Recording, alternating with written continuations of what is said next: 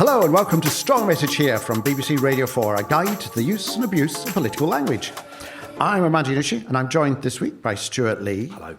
Hello. And the programme comes to you in front of an audience for the very first time. We're in the Millennium Hall in Laugharne. Yeah. I think the phrase we're going to look at this week is we're here to listen. Because we are going to get your questions and your observations. As I say, this is the first time we've been away from the studios. But whenever I hear that phrase, we're here to listen, it's usually something bad has happened in an institution or in politics. There's been a wake-up call, and it's now about we're going to go out and about. And there's something very funny about politicians getting away from Westminster because they start really insulting it. They say, do you know, it's refreshing just to get away from that whole Westminster bubble, as if they're not part of it. Yeah, you know? And they carry it with them wherever they go anyway. Yeah. Where do you think the Westminster bubble ends? At what point? Yeah, exactly. Does it end at the M25? Does it end at the border of England? Does it? What noise does it make when it pops? Yeah. Does it make a smell when it pops? Well, I say... So people go, I'm sorry, the Westminster bubble has just burst. Yes. Yeah. People have been urged not to go within a 30-mile vicinity of Westminster. The bubble has been growing now for 5 days. But people that are in the Westminster bubble seem to love getting out of the Westminster bubble, which makes you wonder why they spend so much time in the Westminster bubble. I know. And they always do that very... it's just so refreshing to meet real people. Which you don't get in London or Westminster. And I found it wonderful. You just speak your mind. You just tell it like it is. What's the most real person you've met since you came to Laugharne? I met this guy who just got off the train from London, actually. Oh, yeah. Was it refreshing? Very refreshing. Yeah, I mean, he just spoke his mind. Yeah. Did he speak his mind because he'd escaped the Westminster bubble? Yes. Did you feel refreshed by meeting him? Yeah. Will you return to the Westminster bubble with a real understanding of the world outside it now? Of real people's needs. Yeah. Yes. Yeah. Are you here to listen? Well, it's what I'm doing now because you keep asking me questions. What have you heard since you got here? What's refreshed you? On the way here, on the train, the journey was fine up until we reached Kamal. Then there was a short pause, and the driver did something which I've noticed train drivers and any public transport announcers do more and more, he got trapped in an endless loop of apology.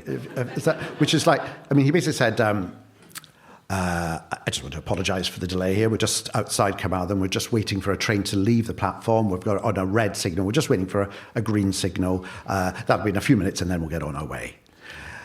So once again, just to say, we'll get on our way as soon as we can. Just waiting for, as I said, the red signal to change to green. So, and as soon as it went you thought, you've done it again, haven't you? You're now committed. So we'll just make sure... we just apologise for the delay. As I say, we're just waiting for and he's trying to then slow down, just as if that would fail. We're just waiting for the red signal, just to be replaced. As I said, by the green signal, then we'll be on our way. So, stop. We know. We can make our own entertainment between here and when the train gets in. It's like when you get that live commentary of people waiting for the smoke to rise when they choose the new pope. They just wait and waiting. Yes. Smoke hasn't risen yet, but there may be some smoke later on. I always liked Olympic opening ceremonies because you got people like originally David Coleman and whoever it does it now. Use the word kindled, which they never use anywhere else, which is like the flame now kindled in the fires of ancient Athens, now borne aloft, as I said, and the whole stadium goes quiet, and then you hear 5 doves squawking as they fly through a flame of the fire of peace. Do you think there's a future for that train announcer then, perhaps in doing Olympic commentary? my God, he'd be good for the marathon, wouldn't he? Yeah, Because he'd go for 2 hours, then at the end of it just go, so as I said, we start the marathon, it's here in... I was expecting the train driver, after about 8 minutes of this, to do a kind of, so as I said, the green, we're just ready, oh, fuck, we started! And then just... But you must have been excited coming outside the Westminster bubble. Was that offset by the dullness of the commentary of the train driver? No, I was, as I say, I was excited, I was refreshed. It's just nice to get away. I mean, everyone in London, and this mustn't get anywhere beyond these four walls, but everyone in London is deeply horrible. Deeply horrible. It's awful. They're all politicians. They don't understand how the world works, how life works. They don't get it. And yet, it's refreshing here. I'll tell you what was very refreshing when I arrived here last night is sourdough was available. I could get that. So,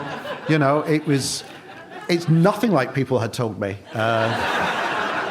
It was it's great. How many people here are from here?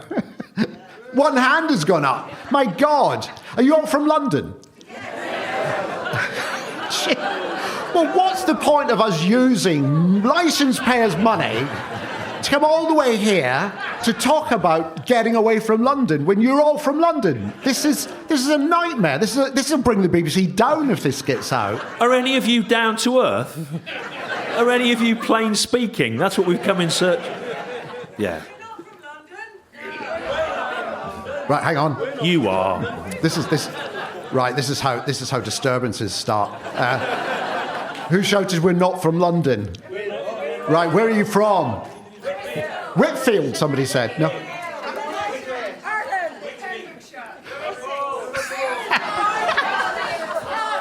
Listen to this. They're from all over the place.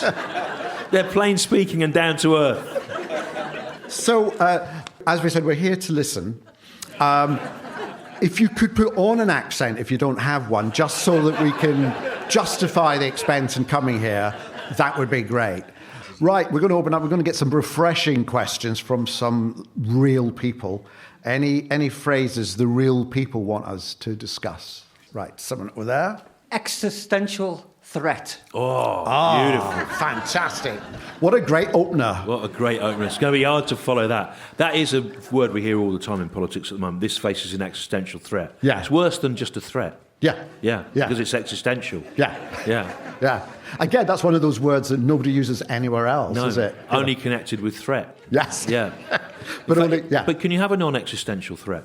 That would be a minor... Would that be a minor threat? Or a philosophical threat? Yeah. Because existential is like, it's a threat that you might not make it through here. Yeah, it certainly ramps up the debate, doesn't it? Things present an existential threat to this idea. Yeah, existential. But do you think it's being overused now? Well, I suppose the problem is if you dismiss it, you appear to not be taking the situation seriously. That's right, yeah. You could probably dismiss a threat as a politician, but to dismiss an existential threat would look like a dereliction of duty. Yeah. So it kind of allows you to make the argument that you're about to make it be taken much more seriously than it deserves. So if I said, unless you let me finish this sentence, this whole item faces an existential threat over whether it will reach a conclusion. Now, do you see what I'm saying here? Yeah. It seems very, very important. But it isn't, because we could just move on to the next phrase. Well, you say that. Look, I'm here to listen. Yeah. But, okay, but hear me out. Yeah. Yeah. Next question, the guy over there who looks very worried. With the greatest respect. Oh. That is another... You know what? These are much better than the ones we think of on a week-to-week basis. With the greatest respect only ever means the opposite of that. It means... I think you're a twat, is what it means. Yes. And I have no respect for you whatsoever. Yes. With the greatest respect, what you have just said is the stupidest thing I've ever heard. You would never say, because you never say with the greatest respect, do you, to someone you respect? No. You didn't say to Nicky Wire from the Manic Street Preachers who was in there, with the greatest respect, Nicky, I really admire some of your early singles. You don't say that, do you? Yes, yeah. You only say it if you mean the opposite. Yes. It's signalling that you think you persuade the other person that you're sort of agreeing and on their side, but only just so that they take their guard down so you can do the opposite thing. It's only ever used, when it's used in Parliament or PMQs, it's only to set the person up for an even bigger insult. Yeah. So it really, you might as well just never say it. Yeah. It achieves nothing. It just doubles down on an insult. Yeah. So we're basically arguing that with the greatest respect, it's facing an existential threat. Yeah. Or should do. Should do. Yeah. Right. We should have a question over there. Lady there with her hand up. I feel it in my bones. Oh. I feel it in my bones. Well, this is what Trump has been saying. Trump has been saying he will know in his bones when it's time to end a war, which is ironic because, of course, he didn't go into a previous war because of his bones. Yes. So his bones have told him when to not go to a war when it was the Vietnam draft. But his bones are telling him when to end a war now. I don't think we can have any faith in his bones, to be fair. I feel it in my bones. I mean, that's a bit like when Blair ended up, all he had left to justify the Iraq war was that he felt it was the right thing to do. That's the other but thing. That probably sounds a bit feeble. Locating it in your bones gives it slightly more authority, doesn't it? Yeah. It's not me, it's my bones. I defer to them. And they're experts on military strategy. What would it look like when Trump felt something in his bones, do you think? I don't know. No. Just like, I don't know, so do a slightly jittery kind of, not a dance, but just suddenly shake everywhere. Do you ever have a sense of certainty that you express as a metaphor by saying, I feel it in my bones? Is that all it is? I suppose, is it the same as gut? Yeah. But obviously he doesn't want to talk about his gut, Some politicians feel things in their gut, don't they? Yeah. And others feel it in their bones. Do you feel there's a left-right divide in that sense, or is it? I think the socialists are feeling things in their gut, and the people on the right are feeling things in their bones. Yeah, and we've reached this sort of gut v bone divide that I think that's so divided society. Imagine, I think FIFA, when the World Cup in America is going to be decided on feeling it in their bones, isn't it? At the end of 90 minutes, somebody at VAR or whatever will just go, I think it might have been them. I suppose it's a way of absolving themselves of responsibility. It means that they don't. I mean, it means they don't have to come up with a logical argument or a moral explanation for what they're doing. It's kind of beyond that. Exactly, and supra-moral. It's I felt it in my bones. But it's also part of this trend also to see science as an evidence and fact, as an annoying inconvenience. Yeah, that's on a par with feeling and superstition and faith. Sort of level playing field, so science is just one aspect of many things, including bones. You see, there'll be an institute of bones. I once went for a medical, and they put an electrical charge through me, and were really shocked that I have really, really heavy bones, right? And they were really freaked out. They're like dinosaur bones; they're massive, which is why I actually weigh 24 stone. I don't look like that because the doctors were genuinely freaked out by the weight of my bones. Yes. But do you think we should place more respect on a politician who feels it in their bones if their bones are more substantial? Yes. Like Gove, for example, looks like his bones are of no consequence. But Lee Anderson, he definitely probably has triceratops-like bones. Yes. Should we place more respect? I have this image of Lee Anderson just beached. Yeah. Rotting and just a bony carcass left there. And there's just bones just starting to show. Has that answered your question? Right. Is this how they make questions? Yes. The lady over there is masking something. Let me be clear. Listen to the groans of the public. It's really interesting how someone only has to say this, and you're all aware of how dreadful these things are without actually ever having had to articulate it. Let me be clear, or the even better, let me be quite clear, which is even less likely to be clear. Let me be clear is usually precedes something that was clear anyway, but it implies that they're going to be come up with a statement that might be controversial, that some of you might not like. That might sound like it's a difficult thing to accept, and it's usually a bit of an anticlimax. So it would be, let me be quite clear, there are chairs at the front of this room. It has that effect, why do they make a contradiction? It's just there, it's a tick that politicians use, as if they're about to make a difficult decision, when in fact it's usually a popular decision, Let me be quite clear here, we're going to cut down on the number of illegal aliens here. as if, oh, that's controversial. No, I've looked at the polls. Well, what would be better than that? What could they say instead? Well, they don't have to say, let me be clear. Right. They could just say, I'm going to do this. Yeah, but they need a little run up at it. Yeah. What could they say? Okay. How about... could they say, I'm going to say this now? Yes. That has the same effect. Yeah. It's doing the same job as let me be clear. I'm going to say this. Yes, which reminds me of the other one, which is I'm going to say this. Okay, I'm going to say this once.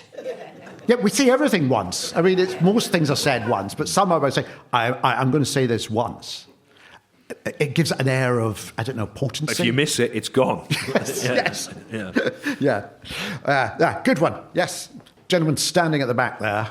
Lessons will be learned. Oh, lessons will be learned. Lessons will be learned is a way of looking like you take all the recommendations, but don't want to accept responsibility for what the bad thing that happened. Yeah. So and lessons will be learned, but not necessarily by you or the people that you're in charge of now, but perhaps down the line. Yeah. It's another way of moving it on, isn't it? Yeah. I don't know if lessons should be learnt, though, right? Because sometimes, I mean, what if Evel Knievel had proceeded on that basis? Yes. Which is... You know, he wouldn't have had a career, would he? No. His whole... So every stunt has to be preceded by a robust safety inspection. That he has to adhere to the conclusions, and the conclusion is it's unsafe for you to jump over 12 buses. You know, there's he would say lessons have not been learned. Yes. Every time. Yes. In fact, that could have been the strapline for his show. Lessons have not been learned. I will attempt to break my neck and smash all my bones again. It's not always good. I think saying lessons will be learned on some level is an act of cowardice. You should proceed without having learned anything. Yeah. I'll tell you what's the one that should worry you is if the institution said some lessons have been learned. Yeah. Do you think lessons have been learned in American foreign policy? For example, do you think anyone has looked at what's happening now and looked back at all the quagmire disasters they've got themselves into previously and said, lessons have been learned? They haven't, had they? Pete Hegseth has said, lessons have been ignored, carry on. Yes. Yeah. I think the lesson has been learned is don't listen to bones. Yeah. Right. Gentleman standing at the back there. It's going to be beautiful. Beautiful. Did you say beautiful? Yeah. Beautiful, yeah, sorry. It's going to be beautiful. Yeah. Is that a phrase used a lot? Oh, Trump, of course. Trump. Yeah. Oh, yes. Big, beautiful. He described one of the warships that was sending over as a beautiful, beautiful aircraft. I mean, he's a salesman. It goes back to the positivity thing. You know, everything is the best there's ever been until it isn't, you know. And he's making that mistake of promising high and delivering low, which is the worst thing anyone in sales can do. He's turned beautiful into something you should be nervous of hearing, because it usually refers to... imminent disaster. Imminent disaster. It's the reverse of when they started using bad for good, isn't it? You know, it's he thinks he's doing the reverse, really. Right, I think we've got time for another question. It's going to be the last one, so it should be a belter. We're working very hard. Ah, yes. We're working very hard, but there's not necessarily a sense of imminent conclusion to the work. No. I always think when a politician says that, I think that's what we're assuming you should be doing. It should be an exception. Do you mean? Yes, and it's like we're working very hard to get the waiting list down. We're working very hard to... Yes, I know. You don't need to tell us. Yeah, it's like pleading to be forgiven for failure as well, isn't it? Yeah. We're working very hard. Yeah. Do you remember, probably about 30 years ago, when it was still British Rail, so before the privatisation, British Rail was so terrible that their final advertising campaign slogan was, "We're getting there." Yeah. I got in an argument with a guard about that, I remember, on a train station. The guard announced that the train was delayed by 2 hours or something, or through a megaphone on the platform, and I went, "We're getting there, eh, mate?" And he went, "Yes, and we get there a lot quicker with the support of the public." But is that true? Because would public support make the trains go faster? No. I don't think so, unless the public got out and pushed the trains. You know, it's like politicians saying that, they might as well say, "What do you want from us?" You know, that would be a great slogan at the next election. What do you want from us? It's bloody hard, you know. But what's really interesting about taking these, because we normally talk about these kind of phrases in a vacuum in a studio. Yeah. In a Westminster bubble. A Westminster bubble, yeah. Is how you... Echo chamber. Everyone, in the echo chamber. Everyone's the simple mention of some of them elicits groans, which means that the general public are absolutely see through these statements that are used over and over again. Yeah. And it would be interesting for a politician to hear this and to know that none of these phrases carry any weight anymore. They're recognised as rhetorical tricks which just are evasive or seek to avoid having to make any real comment. So what should they do instead of saying these things? Is there a sound they could make or a gesture they could make to indicate that they realise the phrase they would normally use at this point does nothing but disgust and bore the public, but they still have to play for time? Yeah. What could it be? Oh, noises would be good. Yeah. So ask me a question. Okay. What do you intend to do about the long NHS waiting lists? Well, we're working very hard to get them down. Right. Thank you very much. It's been so refreshing being here. We've learned such a lot from encountering the plain-speaking people. Thanks for listening to Strong Message here. I'll be back next week, and why not go and listen to some of our episodes from our back catalogue? Just search for Strong Message here and subscribe on BBC Sounds. Goodbye. Goodbye. Could you talk about being invisible or double denim?